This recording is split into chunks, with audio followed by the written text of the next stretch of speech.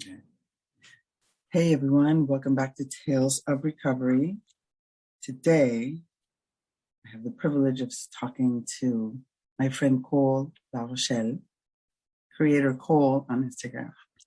I met Cole about a few months ago in Colorado at the most intense weekend, one of the most intense weekends I've experienced in my 50 years of life.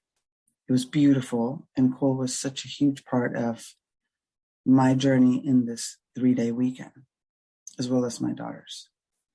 And so when I reached out to Cole to see if he'd come on the podcast and you said yes, I was like, oh, yes, because I want everyone to hear about your experience, about what you bring forth to humanity in order for us to see the possibilities of changing not just ourselves, but those around us, the communities around us, and of course the world, and to offer your magic to everybody else. So thank you for being here today. Yes. And welcome. Hi. Thank you so much for having me on here. It's so good to talk to you. I know. I miss you. I want to come back. I might be back. I don't know, either November or the next one for sure. Yep, soon. It's in the plans, yes. Okay, so Cole, could you explain us? Can you just tell us, and maybe I can just give a little preface of, like, I show up there's a medicine circle. I'm with, one of the most intensive and full of love teachers that I've worked with, which is Myranda Bennet, Boundless Warrior. And here comes her crew. And then here comes Cole. And I'm like, that kid is bomb. And the first encounter I had with you was you were laying hands on me, on my chest. And all of this sensation, all this grief that I've been holding just came out. And I was just like, I really needed that to come out. I felt your tenderness.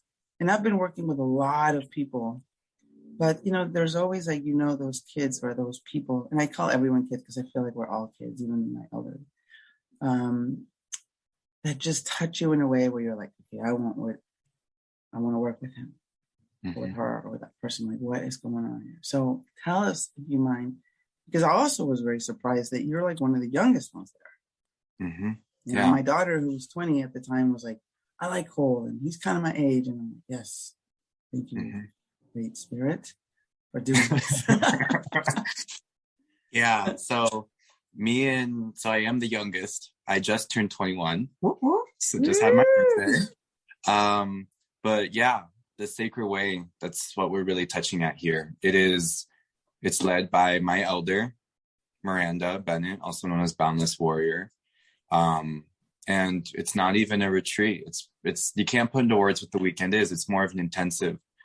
And the whole goal of that weekend is to really, at least my goal on why I show up there, because we all hold different medicines. My goal is to help people break past their illusions and their egos and their fears so that they can really embrace their ancestral medicines, their natural, supernatural gifts, all of the medicines that have kind of been kept hidden or pushed down because they're afraid to face it. It's very much in the lens of like shadow work, but it's an intensive, so it's pushed into the 3 days. And I remember that's a big thing people always kind of get like, what about, is when they get led down to the medicine wheel, because Myranda is within the Lakota tradition, and the medicine wheel is a very powerful symbol within that. And so when everyone is standing around the wheel, you're literally standing in the elements. You're being spun in the elements, and the elements are very humbling, right? Fire can be very destructive and hurt a lot. Water can drown, air can suffocate. Earth can be very intense. And so when you're in those elements, people naturally gravitate towards the direction, the element that their soul needs. We don't assign seats, we don't do anything, but yet spirit does it for us. Spirit is the what's it called? Like the class chart, the seating chart. So it's very powerful. Yeah. And so is this how you began this kind of work? Like, have you always been a seer since you were a baby, or like, how did you get into this type of work? Because not all 21 years old are as directed in what they're doing as you. Yeah. So I grew up, so my family is into the work, but on my end of my family, my bloodline, it's really shameful. I grew up being told, like, you don't tell anyone, you'll lose it if you tell people. And we always thought it was mainly my dad. My dad was the one that, and as I began to do this work, I found more out about that. But in the very beginning, when we were little, I'll never forget, oh gosh, I was like 7 or 8, and we were sitting in my living room, and my living room is attached to my kitchen. And they were like, okay, it's time for you to go to bed. And I was kicking and screaming. I was like, I don't want to go into the kitchen. There's a ghost. There's a ghost. I'm not going into the kitchen. And my dad, if y'all ever meet my dad is a very stoic, very man of few words, very scary looking. And he grabbed me and he pulled me kicking and screaming into the kitchen. And I couldn't physically see the ghost, but I could track it. I could feel where it was. And my dad pulled me upstairs into his bedroom and shut the door. And I was like, oh my God, I'm in so much trouble. And he then sat me down in is the best way you can explain to a 7 or 8 year old, the things that we can do. And the big thing that the lesson he taught then was the power to feel energies that weren't necessarily physically seen. And so he would push his energy into mine, and I could feel it, and I'd push mine into his. But the second we had this beautiful moment, it was then crammed down my throat and really instilled into me that you don't share this with anyone. This is extremely scary and fearful, and it's shameful. You should not be happy you can do this. And so I grew up from the age of 8, from knowing all the way until 19, so like 10 years, 11 years of knowing that this is something shameful and I shouldn't share. And that really began to shift so I went to school for a year in San Diego. And when I was in San Diego, my gifts, usually when you're around 20, depending on the bloodlines and all the stuff, things really begin to accelerate. And it was getting really intense. I was literally going to sleep I was in a dorm room next to a highway, but I was hearing jungle, and it would trip me out. I was like, wait, I'm in a dorm room next to a highway. Why am I hearing a jungle?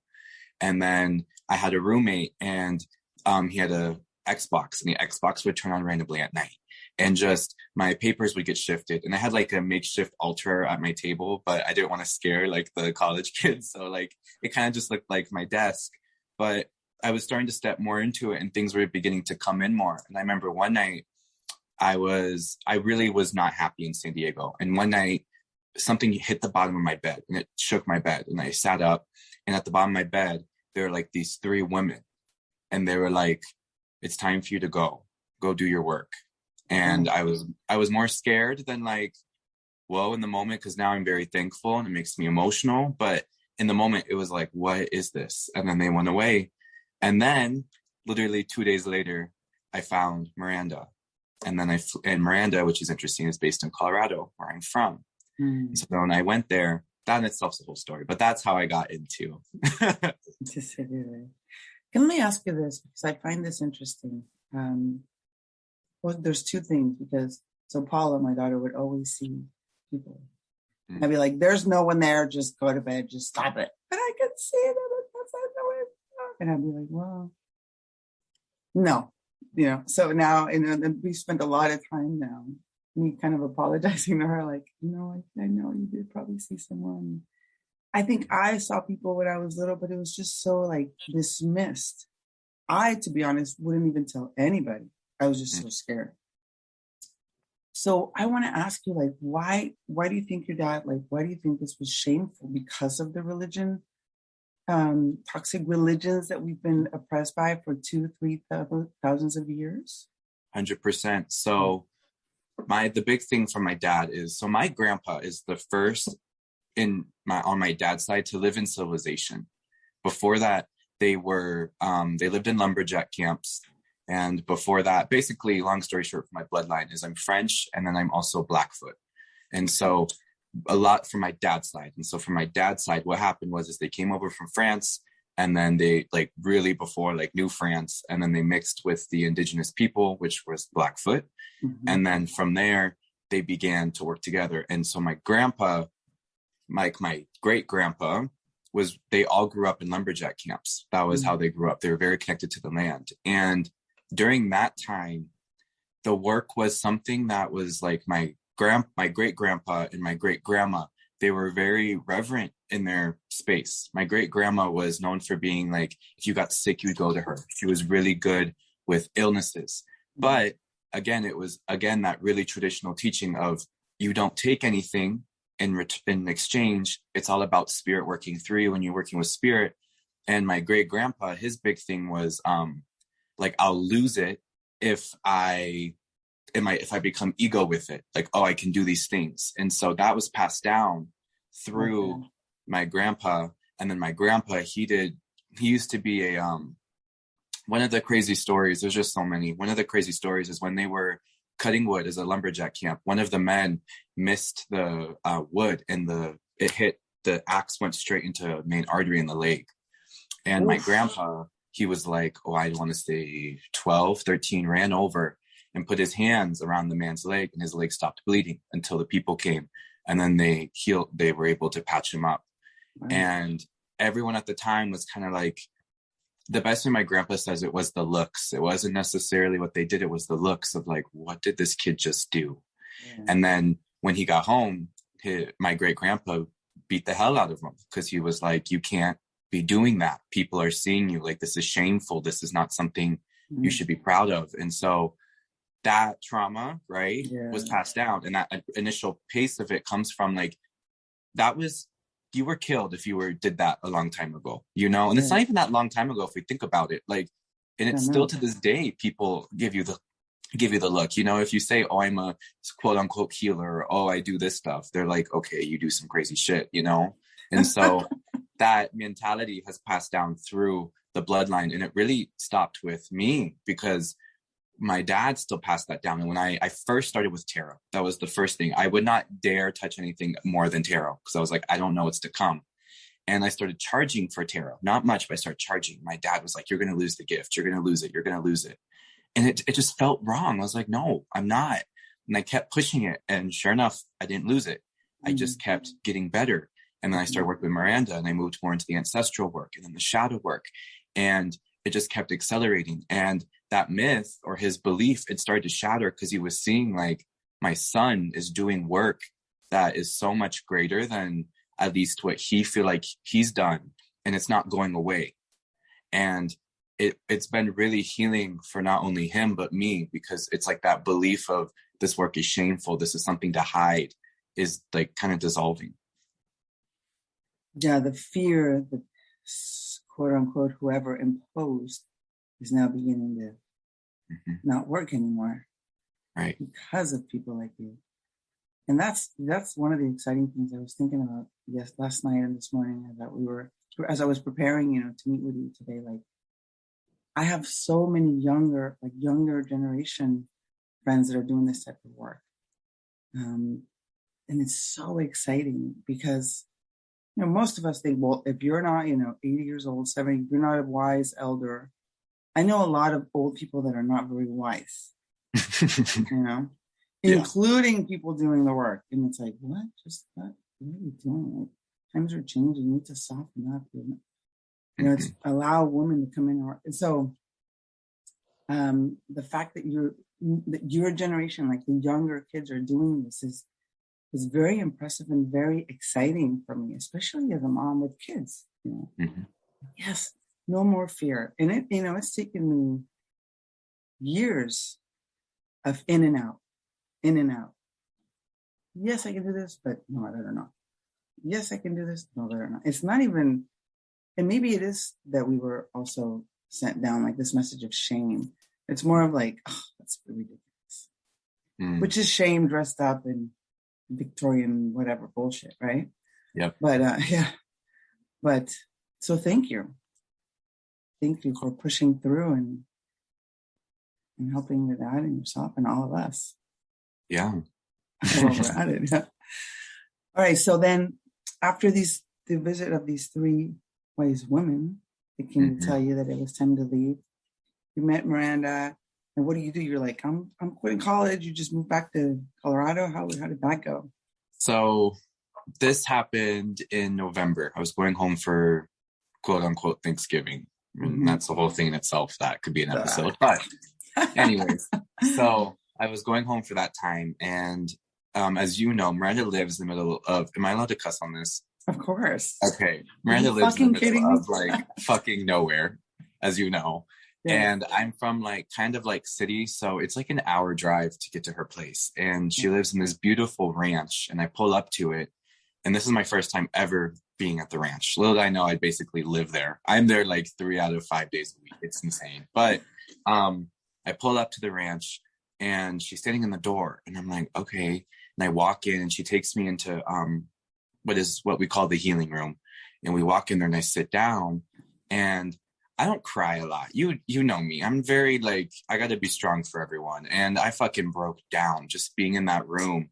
And because me even going there was like me kind of betraying my dad in the sense of like, I am sharing with someone what I can do or what I'm experiencing. And I'm seeking help in this.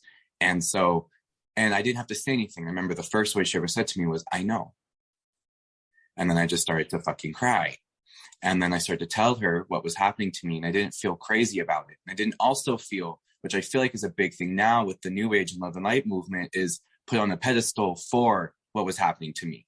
Mm-hmm. You know, it's like people don't realize how traumatic it is to see shadows. People don't understand how traumatic it is to be getting dream downloads, right? It's like, oh my God, you are this beacon. And it's like, it's powerful, but there's also the flip of it. And so sitting there with her in that way, there was no judgment, and there was no like coddling. It was just very like, okay. And so then from there, she was like, let's start working together. And so we started to work together, and I flew that day. We didn't do much. We talked a lot. And then I started to go back to college. Well, I go back to college in January. We begin kind of mapping out what we want to start doing. And then COVID hit, and I had to go home. And it was almost like it was a blessing in disguise, because I hated that college. It was horrible. And for my reasons, many people love San Diego State, not bashing San Diego State, but, and so I flew home, and then it gave me even more time to work with her one-on-one. And we really just took off from there. And then I attended my first Sacred Way. And mind you, the growth of this is insane. So this was, I want to say 2-3 years ago. And my Sacred Way had 8 people. Our last Sacred Way had 47. So just the growth of this is insane. But that's really how I started my work with Myranda. And okay, yes. The growth is insane because, well, I think people are ready. Mm-hmm. I agree. And also, you guys are good teachers. Not the word good, like, oh, you're so good, but like powerful, honest, raw, real. Like you just mentioned, you met Myranda. She didn't cuddle you or like, you know, it's just straight up. I'm like, Myranda, I remember one point I was like, you know, I need to restore because I'm kind of in the middle of 40%, you know, indigenous, native, Sonora, Mexican. And then the other percent, who knows where we flew in from. Some Celtic, some Spanish. But I've always felt like I'm in between. And so I don't deserve this, don't deserve that, or I'm doing too much. But I've been torn since I was 4 or 5 years old that I can remember. Like, what?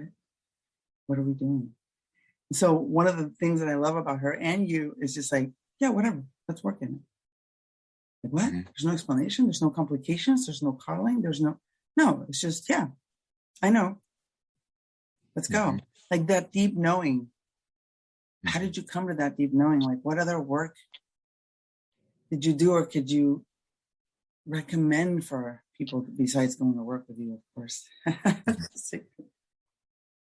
Yeah. Does that make sense? Yeah. Yeah. Well, the thing that I've realized the most, especially as spirituality continues to blow up and almost becomes trendy, is there's a difference between, like, they intertwine, but your medicine and your character are 2 separate things, but they do work together. And I think a big message within that, at least what I've seen, is You can be the most powerful, quote unquote, shaman. You can make people levitate. You can remove illnesses. You can do all of these things. But if you have a shitty character, that means nothing. If you are a person who is horrible, if you are someone who is manipulative, if you are someone who is extremely insecure, your medicine is going to be watered down and infiltrated within that. And so I think that deep knowing, I think that alignment of being able to really see people for where they're at is understanding like you're always in character development, same way you're always growing and learning your medicine. Because I think a big time is when people begin to do this work, as you see on Instagram, everyone sees, it's all about certifications and titles and names. And it's like, great, cool, you have 60,000 certifications, but what did you learn? What is your character? What is your medicine develop within that? But before we even started, when we were talking a little bit before the recording, we talked about how the community names you. That's a big thing. You don't claim the title. In a lot of indigenous teachings, the community calls you the shaman, the community calls you the healer, the community calls you whatever.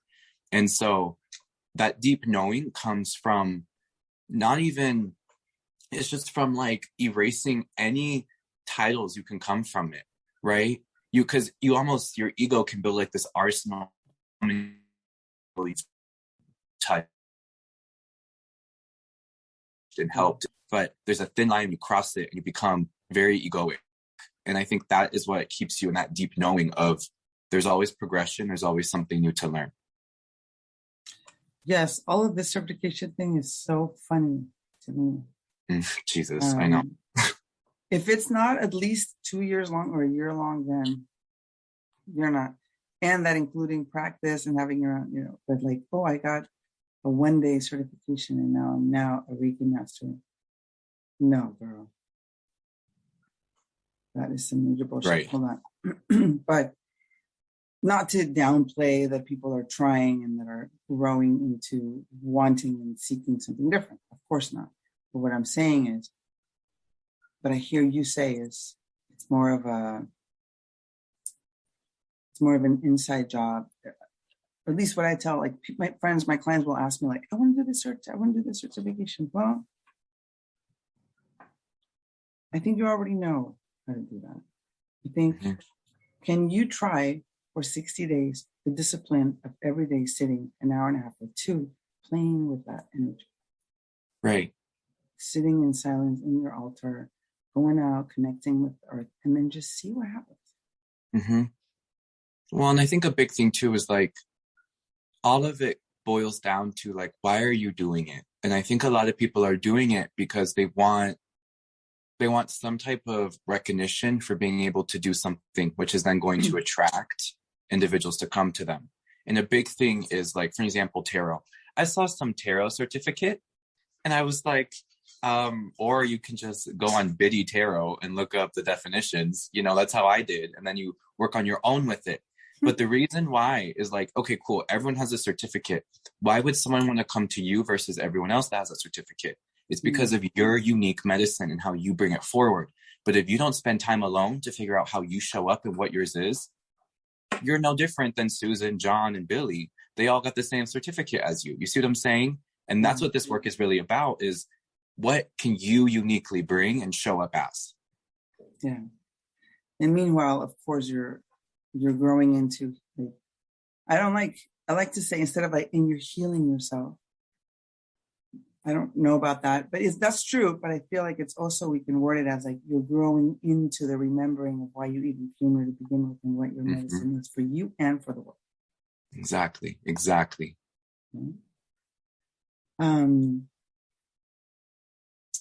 So how is it living? Because I know, okay, so you're 21 and of course you're hanging out at this amazing, ranch with Myranda and you're doing all, but how could other 20, 21-year-olds, or how is it when you're out in the world with different, I guess, able 20, 21-year-olds? And then how could we spread this into other people? Like, I guess that's kind of a loaded question. Let's start with the first one. Yeah. Well, I think the big message within all of this, and this is to anyone at any age, is You don't choose the work chooses you. And I think that's a big part. A lot of people want to choose the work. They want to choose to serve ayahuasca. They want to choose to be a medicine woman or medicine man. They want to choose a traditional path. And that's not how this works. In any traditional teaching, that is not how it works. And so that's step one, because I did not choose to do this work. I really didn't. I love what I do, but for a long time, there's a lot of battles of, you want to know what? It'd be so fun right now to just be a 21-year-old and go to Miami and party on a yacht and be shit-faced and, not give a fuck about the world. And there's nothing wrong with that, but it's also understanding the responsibility and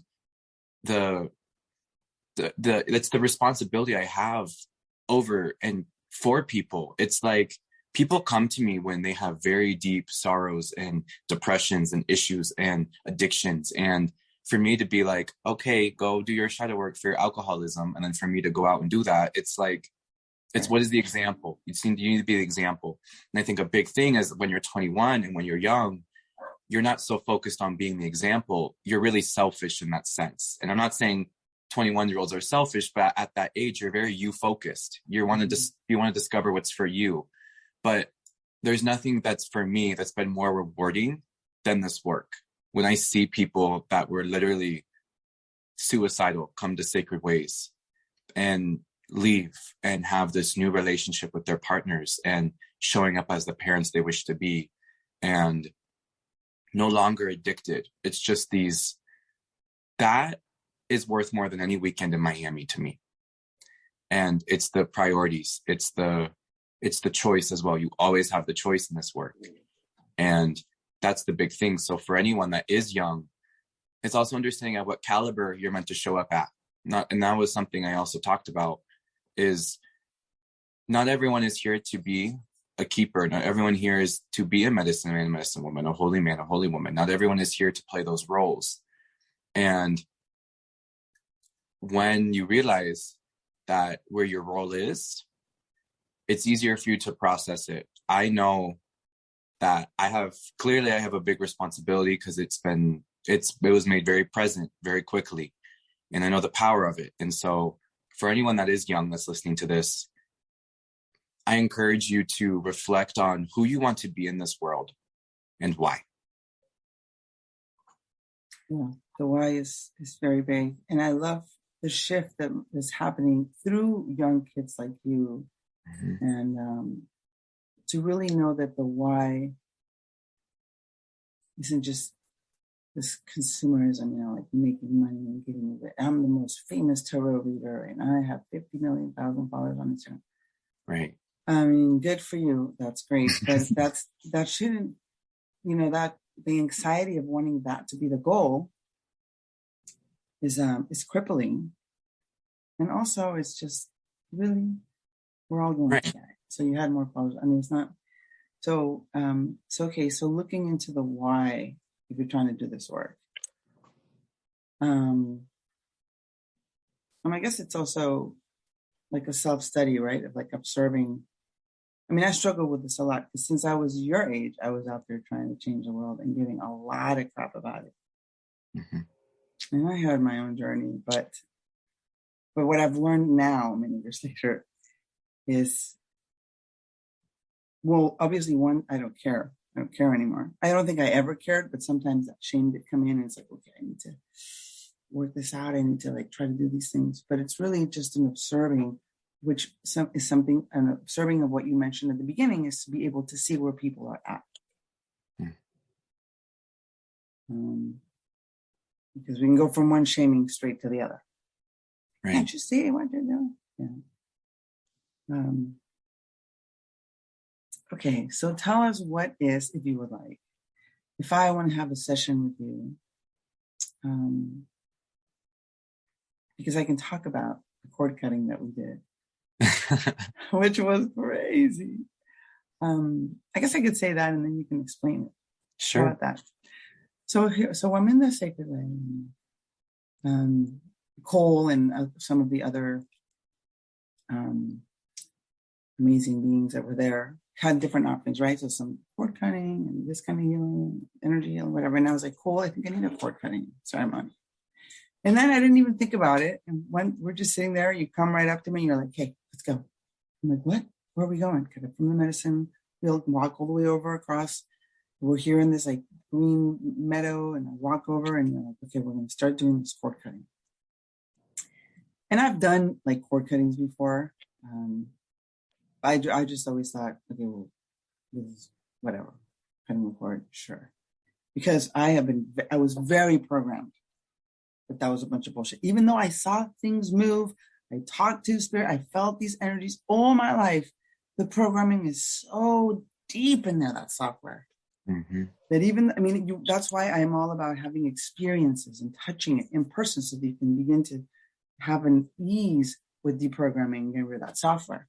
But so that being said, we start with the cord cutting, and it's like, I don't want to be controlled by what I think a father should be, or what I think a husband should be. You know, I'm 50 years old, so I have a different mindset, and I'm Mexican, so the upbringing, even though I'm at the border and I'm a lot freer because I'm half gringa, half American, there's still that deep rootedness and ancestral rootedness of, hey, this is how things are. This is how you behave. This is what you do as a woman. And it sucks because even when you're not doing that, you can still be held back subconsciously. So that was my intention for this work. And you start in there, you start cutting the cords, like you brought out this knife, and I'm like, close your eyes. And I thought, oh my God, you better not fuck up with that. That's a sharp knife. Don't cut me. You're cutting those cords and you're telling your, speaking your intentions and the powerful words. And I don't really remember 100% what happened, but I remember opening my eyes for a few seconds. And Myranda has like 6 or 7 horses just running around free, all in her property. And these horses were jumping and running around us in circles and just, and I'm like, what the heck is going on here? Yeah. They're the horses. They're helping us. You see all the answers. And I was like, oh, it was so fucking cool to just see, like, I've known all along that this shit is real and that we can touch this power, this realm, this magic, and that this colonialism and toxic religions and whatever years and years and years of oppression have come in can begin to lift as we have these experiences. So number one, thank you for that. I go back to it often. Of course. And then number two, like, how do you do it? Like, what happens? So maybe don't spread all the secrets, but just a little bit of like, what is that? Cord cuttings, again, they're an ancient teaching, so they're traditional teaching. So I can't give you all the juice, right? That's part of all the things. But basically, what cord cuttings are is, it's again, the spirituality and the new ageism likes to take words and then make them into something new. So cord cuttings out there are just, you write the name and you burn it in a fire and the cord's cut. And that's not how you do a cord cutting. Cord cuttings are done through, long story short, the reason why they're so intense is, so Cole, I am not present when the cord cutting is being done. Mm. You have an instigator energy. And so my instigator energy comes in, and then she helps cut the cord. And it's very intense. And the instigator's whole point is to break you, is to expose the cord. Because a lot of people come into cord cuttings thinking, oh, there's nothing there. And then the instigator is able to really infiltrate and get into those spaces and push it out. And when that happens, the cord begins to like shift and push itself out of you. And then the cutting of the cord happens, and you're literally slashing, breaking all of the cords. And when that happens, it's like a ripple in the physical, and people collapse. I've had people fall on me. I think you're actually one of them. I think you fell on me. I've had people puke. I mean, it's because it's a release. And that's the point of a cord cutting, is you're releasing something. And then the horses, right? They're literally stomping the ground, like literally running around us like a carousel. It was insane. And they were just pounding the floor, releasing the energy. Because it was also, I remember yours, it was a bit of the ancestral, and like the women in the chains that were holding their arms, the horses were stomping on the chains, breaking them, liberating them. And so A cord cutting, it's intense. Your blood boils. Your heart is racing. It's something that it's a release. It's not easy. It's not supposed to be. And so that is really the point of a cord cutting. And so cord cuttings, for me, that's another thing too with a lot of the traditional teachings, is they can't be done virtually. They can't be done remote. Like that, for example, I can't do a cord cutting to you over the phone. I can do shadow work with you, but I can do healings. I can do some healings over the phone with you, but that cord cutting modality, that really needs to be done in person. And so those ones I tend to offer only like 2 services at Sacred Ways, because again, it's the potency. You want to really lock in on it. Yeah, it's very, by the way, everyone, all of this was 150% sober. No plant medicines, nada. No medicine. No medicine. And so that is even more profound, because you feel like you're on something, but that like this energetic release was huge. I'm still integrating it. I mean, that's another thing that I've learned too about quote unquote magic. The new age or the colonial age or whatever we think is like, ding, oh, there it is. Cinderella has her dress. No, these situations happen and there's a shift. But then 2-3 months later, even 6 years later, you're like, okay, so it takes time. And so this, even though time isn't really a thing, but eventually, you start to integrate these things. And I'm still constantly going back to like, okay, you've energetically felt this release. Those horses were running around like, oh my gosh. And nobody was prompting. I mean, it was just like, I was there with you. I remember you speaking French for a while. And yes, falling. And it was raining too. It was pouring rain outside in Colorado. And I'm still integrating it, still working it into really more of my thought patterns. Because I think physically, I know that it's gone. I feel like the lift. But these tricky thoughts come in once in a while. I want to take you back. And it's like, no. Well, and that's the shadow work part, It's like we can do, that's my favorite thing now is like, and I tell people this all the time when they come to me, is they say, the thing I tell them is, you don't need a healing, you need shadow work. Because that's the big thing is people are like, oh, I have all this ancestral pain, but I've done 10,000 ancestral healings and I have an altar form. And it's like, okay, then why the fuck is there still a wound? Clearly there's something being missed. And the whole thing is your shadow work. You need to identify your ancestral shadow or shadows. And that's the part where it's like, okay, you did the etheric, you did the spiritual cleansing. Now it's time for you to do the physical, which is through like your limpias, which is through your baths, whatever it is that you identified. And then you need to do the shadow work, which is not only, it integrates all 3 of you purging and clearing out the spirit, clearing the mind, identifying the way that it basically shows up in you and influences you, and also within the body. And that is why, this was a great segue, thank you. That is why one of the main services and one of the main works I do now is shadow work. I exclusively focus now is on shadow work. The reason being is I'm seeing this healing work continue to rise, which is beautiful and great, but there's a lot of people out there doing the healing work. There's not a lot doing the shadow work. Yeah. And so we need people doing that. And so that is a service I offer, is shadow work. It's really, okay, it's like a 4-step process. We got to recognize you got some shit going on in you. We got to realize where it shows up in you. We have to release the shadow. But then more importantly, why we do shadow work is for you to recover your truest self, to really remember who the fuck you are. Because we can sometimes really spiral in the shadows and get caught up in all the things that we're doing wrong. But the reason we do shadow work is to liberate ourselves from that, to step into who we know we can be. Thank you. So is shadow work, for our listeners that are like, what are they talking about? Shadow work would be, it's not really like psychotherapy, but it's getting into like why you act this specific way, why these thoughts have been ingrained in your mind, and becoming aware of where you're the only one getting in the way, because you don't want to feel this pain, because you don't want to touch that abusive day, because you don't want to. I mean, I have clients and I have friends that think their parents are amazing. And yes, they might be amazing, but they fucked you up, maybe not intentionally. Right. Why can't you see that? You have to go through that first, kick it, scream it, notice it, be aware of it.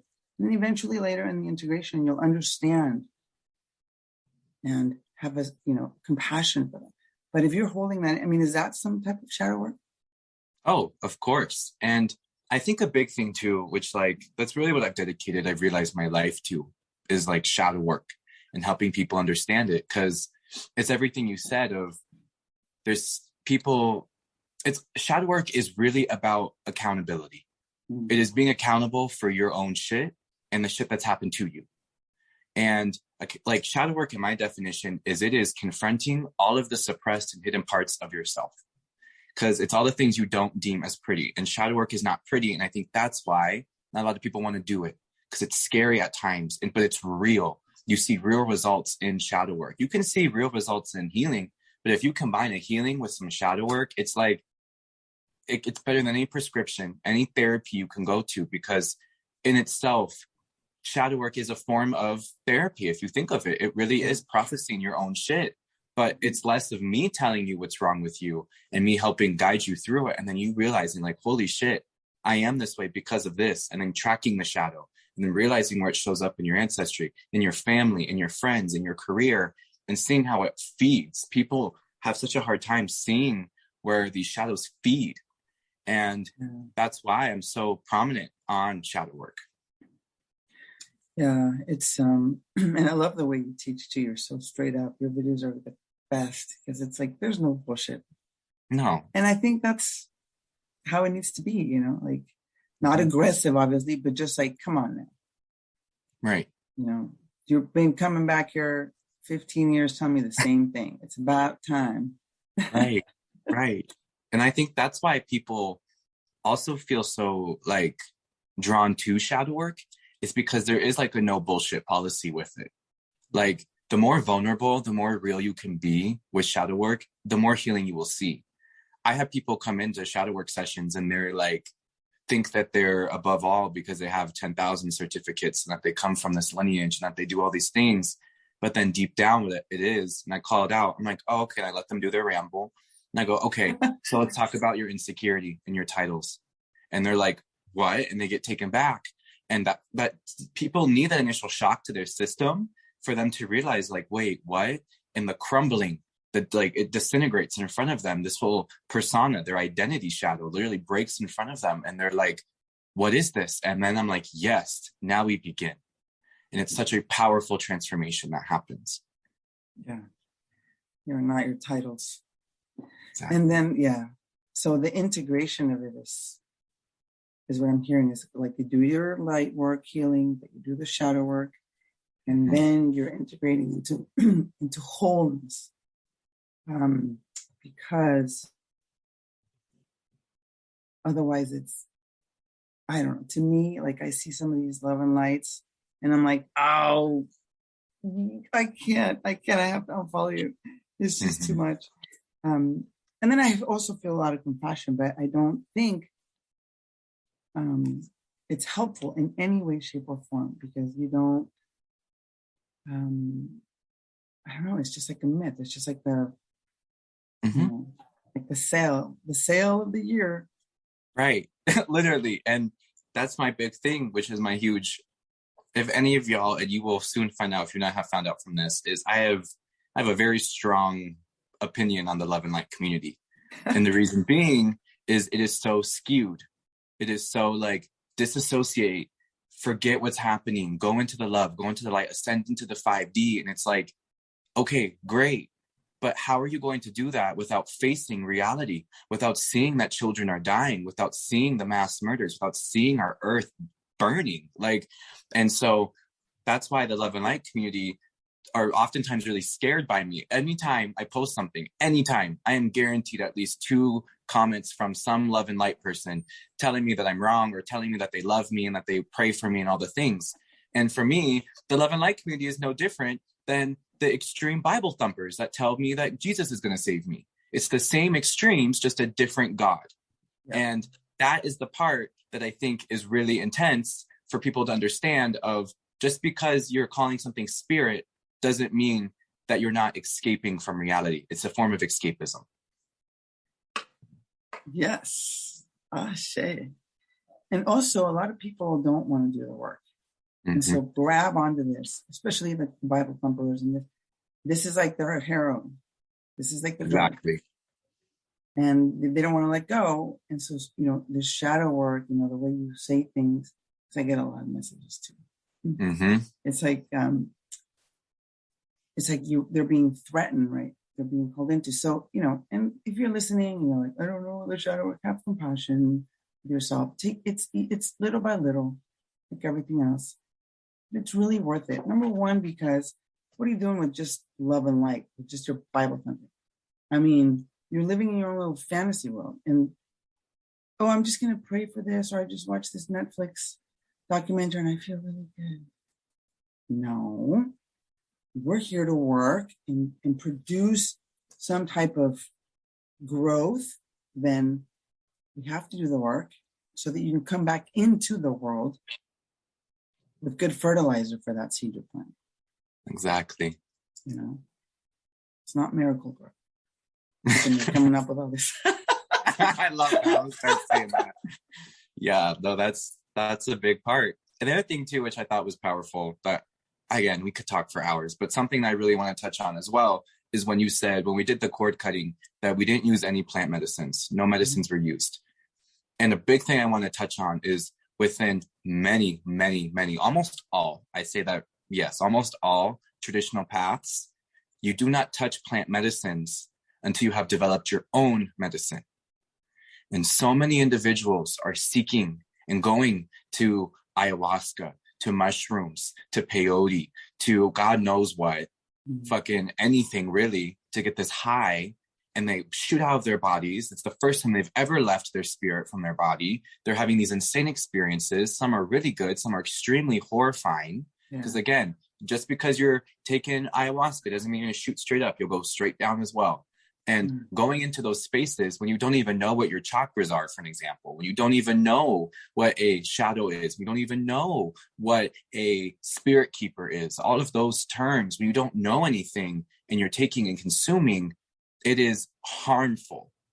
And that is a big part that I play here. And that's a huge thing we push at the Sacred Way. And even me and my medicine is we really need to focus on, before you go and take any plant medicine, before you go sit with anything, I encourage you to really find your own medicine. And how do you do that? You do that through going into your own healings. You do that by going into your own shadow work. You do that by going in to yourself and understanding how you show up, so that when you do go into a plant ceremony, you're not so scared and lost and naive to the medicines that are about to come to you.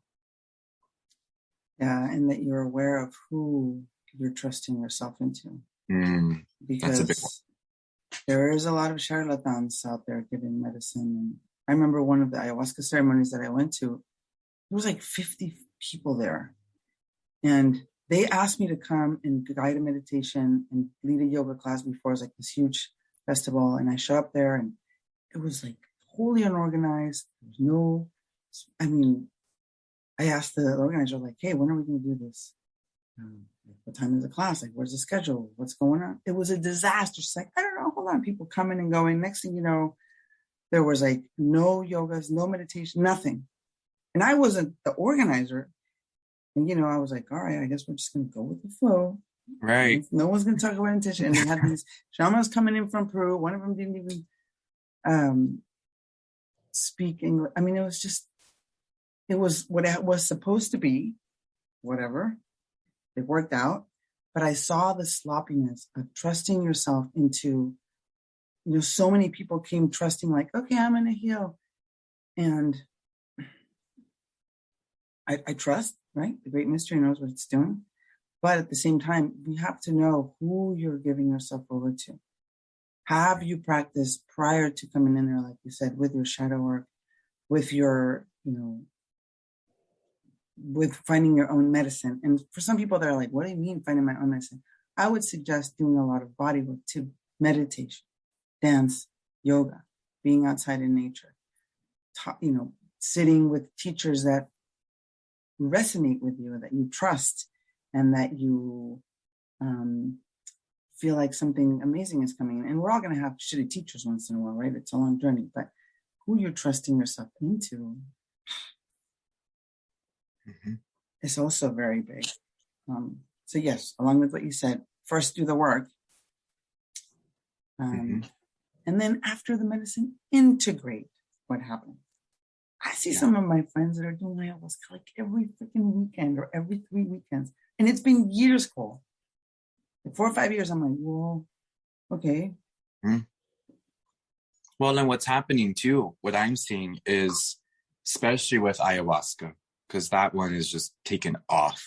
That one and mushrooms are really taken off. But especially with ayahuasca, those that do those retreats like every month and they go, even honestly, more than once a year, I feel like is too much for you to not integrate. And the big thing, what I'm seeing is people that are going once a month are going over and over and over. One, it is an addiction. We just have to face it. It is an addiction. You are addicted to the high. You are addicted to your spirit leaving. And what's the scarier part than that is, I remember one of the individuals, I saw her in person, and I never spoke to her in person before until she came in person and I saw her. And I remember hugging her, and she was very addicted to ayahuasca. She did ayahuasca, like, I want to say twice. I want to say she did ayahuasca every 2 weeks and then hape every morning. And that's a lot of plant medicine to be consuming. And when I hugged her, her spirit is like, you have a tether, and it was like out of her. And that is what's happening, is when we are consistently abusing these plant medicines and we're not integrating the spirit back into the body, it's just going to continue to drift off and out and out and out. And that's what we talk about when we say integrating, is your spirit shut out of its body, is having this amazing or terrifying experience, both are needed, and pull it back in and integrate. Yeah. So there's a lot of physical work of dancing and yogaing or meditation, laying flat on the floor outside in the garden or on the beach right for an hour. There you go. Integrate that. Right. Yes. But thank you for saying that. It's very important, especially, I mean, I get so many messages too, like, I want to do ceremony, I want to do this. I'm like, well, of course. But first, hop onto my mindfulness magic. Let's learn how to be in your body and bring back your mind into the body for at least several months, along with shadow work, along with this, along with that. Being inside the body is because we're in it for a reason. Right. I think that's a big piece people forget, is they think that the world that they see now in the body they have is mundane because they have it every day. And it's like, the big message that I want to share from that is like, don't wait till something is gone to be grateful for it. Right. Like when you're really sick, you're always, oh my gosh, I took for being healthy so much for granted, and all that stuff. And it's like, don't wait for that to happen to you with spirit and this work. Don't wait for you to get your shit rocked in the other realm, to the point where you can't come back into your body fully, See the beauty of the world now. See the beauty of this. So yes, very big within integrating back into the physical. Yeah. It's a discipline, right? It's the daily discipline. Because I think more than anything, and I know that you practice this, and so does Myranda, and so should we all that are listening, is a daily discipline of integrating, of bringing the body, of gratitude, of allowing whatever your practice is to be with you daily, so that you can then go out and do love and light work or shadow work or medicine or whatever. But yeah, bringing it back to, this is a funny word, but the incarnation. Yeah, no, but it really is. They just have messed up that word with the church bullshit, but it's true. I mean, if anything, that's a really powerful word. It is. It's the same as embodiment, but I just think encarnación just sounds so much more. This is juicy, It's this has been so fun. Yes, I love this. All right, so tell us, if you would like, where people can find you. What are your offerings? Like if I want to work with you, like what do I do? Yeah. So if you feel so inclined to come work and do some shadow work, you can find me on Instagram at Creator Cole. My website is also linked in the bio. My website is also Creator Cole. I encourage you before booking a shadow work session to book a call to see if this is for you. Because again, shadow work is something that we all need, but not all of us are ready for at points. And so really, I encourage you to book a call first. Instagram is really the best way to reach me. And the website. Yeah. Good. I will also put on the notes here, on the podcast notes, your Instagram handle and your webpage and all the goodness. So I hope you come back and we can do this like every 2-3 months to just come in and see. Yeah, of course. And also, when you follow Cole on Instagram, he does these really cool, like, astrological downloads and readings. And it's always fun to listen to you and see what's happening and be like, oh, this makes sense. This makes sense. So thank you for guiding so many of us into that wisdom, into that knowledge. And bless you, child, for being so powerful. No, it's very important. It's very important. In particular, because my daughter now has someone that also like the same age, the same mentality, and she's like, okay, this is real. What I feel, what I think, what I know. Mm-hmm. And, thank you. Yeah. So, any parents out there, I know a lot of you are. some of you are my age. You know, send your kids here. I get a lot of teenagers. I get a lot of parents that send me their teens, just because you can relate. Because I'm, But so now you can also send me. Yes. For shadow work. Thank you everyone for joining us. Please share and subscribe and send this to all of your friends that you think might like it and those that might not, because everyone needs to hear it. I love that. We'll see you guys next time.